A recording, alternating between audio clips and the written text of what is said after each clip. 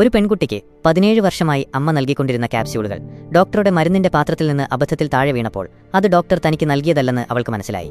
ആ രാത്രിയിൽ അമ്മ വീണ്ടും ക്യാപ്സ്യൂൾ കൊടുത്തപ്പോൾ അവൾ അത് വിഴുങ്ങുന്നതായി അഭിനയിച്ച് വായിൽ ഒളിപ്പിച്ചു വെച്ചു. അമ്മ പോയപ്പോൾ അവളത് പുറത്തെടുത്തു നോക്കി. ആ ക്യാപ്സ്യൂളിനെക്കുറിച്ച് കൂടുതൽ ചിന്തിച്ചപ്പോൾ അവൾക്ക് വല്ലാത്തൊരു തോന്നലുണ്ടായി.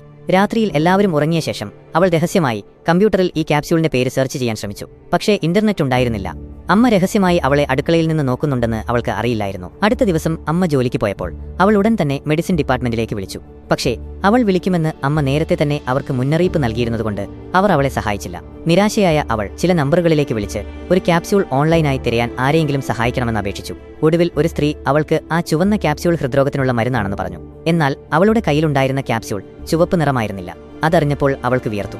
അവൾ വേഗം ഒരു പദ്ധതിയിട്ടു. അമ്മയോടൊപ്പം ഉച്ചഭക്ഷണം കഴിക്കാനും ഒരു സിനിമ കാണാനും പോയി. സിനിമയുടെ പകുതിയായപ്പോൾ അവൾ ബാത്റൂമിലേക്ക് പോകുന്നുവെന്ന് നടിച്ച് അടുത്തു തന്നെയുള്ള ഒരു ഫാർമസിയിലേക്ക് ഓടി.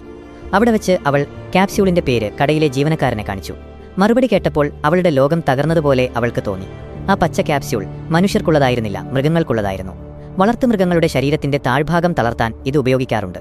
അപ്പോൾ തന്നെ അമ്മ അവിടെയെത്തി രഹസ്യമായി അവൾക്കൊരു കുത്തിവയ്പ് നൽകി. ബോധം തെളിഞ്ഞപ്പോൾ അവൾ കട്ടിലിൽ ഭക്ഷണം കണ്ടു. അവൾ ഉടൻ തന്നെ വാതിലിലേക്ക് ഓടി. പക്ഷേ വാതിൽ പുറത്തുനിന്ന് പൂട്ടിയിരുന്നു. അവൾ താക്കോലെടുത്ത് തുറക്കാൻ ശ്രമിച്ചെങ്കിലും നടന്നില്ല. വാതിൽ പുറത്തുനിന്ന് തടഞ്ഞിരിക്കുകയാണെന്ന് അവൾ മനസ്സിലാക്കി. അവൾ ജനൽ തുറന്ന് പുറത്തേക്ക് നോക്കി. അവൾ കുറച്ച് ഭക്ഷണം കഴിച്ച് ഊർജ്ജം സംഭരിച്ചു.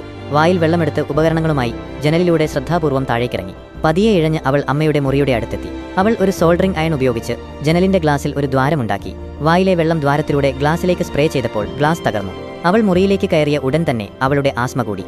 പുതിയ വീഡിയോകൾക്കായി ഞങ്ങളുടെ ചാനൽ സബ്സ്ക്രൈബ് ചെയ്യാൻ മറക്കരുത്.